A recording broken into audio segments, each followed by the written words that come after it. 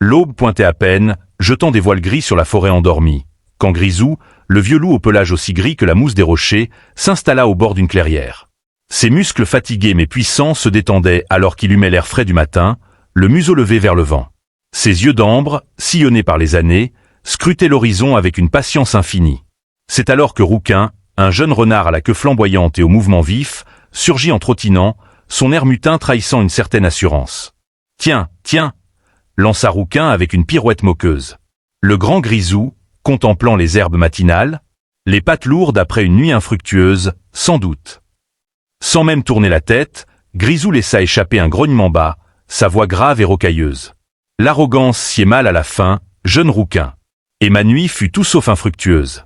Le ventre plein ne rend pas plus léger. Rouquin poussa un rire moqueur. Oh là là! Quelle énigme! Vous auriez donc attrapé le lièvre sans même un souffle?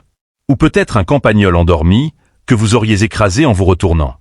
Les vieilles pattes n'ont plus la vélocité d'antan, n'est-ce pas? Enfin, Grisou tourna son regard perçant vers le renard. Un léger plissement aux commissures de ses lèvres révélait un amusement contenu. La vélocité n'est qu'un outil, Rouquin. L'intelligence est le maître. Tandis que tu courais après l'ombre de ta propre jeunesse, j'ai observé. J'ai écouté. J'ai attendu. Un sourire à peine perceptible étira les lèvres du loup. Mais la malice sans la patience est un feu de paille. Ce matin, j'ai vu un jeune cerf s'éloigner du troupeau, pensant être invisible. Il cherchait les premières pousses.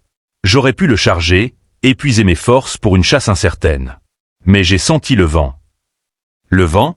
Pour savoir où il allait brouter. Quelle perte de temps. Non, corrigea Grisou, pour savoir d'où venaient les autres. J'ai attendu que le cerf s'aventure plus profondément, loin des regards protecteurs de la biche. Et quand il a baissé la tête pour arracher l'herbe la plus tendre, j'étais déjà là. Non pas en courant, mais en me glissant, sans bruit, sans hâte. Le petit museau de Rouquin se fronça, un peu moins sûr de lui. Mais, comment? Sans bruit? Les feuilles craquent sous les pattes. Grisou ferma les yeux un instant. Chaque feuille a sa propre histoire, Rouquin. Chaque branche, chaque brin d'herbe. Il faut les écouter, non les fouler. Savoir où poser la patte pour que la terre absorbe le pas, ou contourner la brindille cassante. C'est le secret de la discrétion, pas de la vitesse. Et puis, je me suis approché de son flanc le plus éloigné du vent. Les oreilles de Rouquin se dressèrent. Pour qu'il ne sente pas votre odeur. Ah, ça, c'est de la stratégie. Je l'aurais bien trouvée, celle-là. Grisou rouvrit les yeux, son regard perçant. Tu l'aurais peut-être trouvée. Mais aurais-tu eu la discipline de ne pas te précipiter? De ne pas laisser ton estomac affamé dicter tes mouvements? Un chasseur impatient est un chasseur qui rentre bredouille, ou pire, qui finit blessé. Rouquin remua la queue, un peu gêné. Les lapins, ils sont plus rapides. Il faut courir. Les lapins sont rapides, concéda Grisou. Mais ils ont des habitudes. Et l'habitude est la faiblesse des imprudents. Le terrier de ce vieux mâle, près des saules, il le connaît par cœur. Il pense qu'il est en sécurité. Mais la nuit, quand il sort grignoter les jeunes pousses, la lune éclaire ses traces, et le vent porte son odeur. Il suffit de se placer au bon endroit, et d'attendre qu'il s'éloigne juste assez de son refuge. Rouquin frotta sa patte contre son museau, pensif. Donc, la chasse, c'est plus qu'une course. C'est une sorte de danse avec la forêt. Grisou hocha lentement la tête. C'est une danse. Une conversation. Tu parles le langage de la patience, de l'observation, et la forêt te répond en te livrant ses secrets. Les rongeurs sont les plus faciles, c'est vrai, mais mêmes enseignent. Ils t'apprennent la valeur du moindre bruit, de la moindre vibration dans le sol. 2. Alors, vous croyez que je pourrais apprendre tout ça? Moi, si rapide.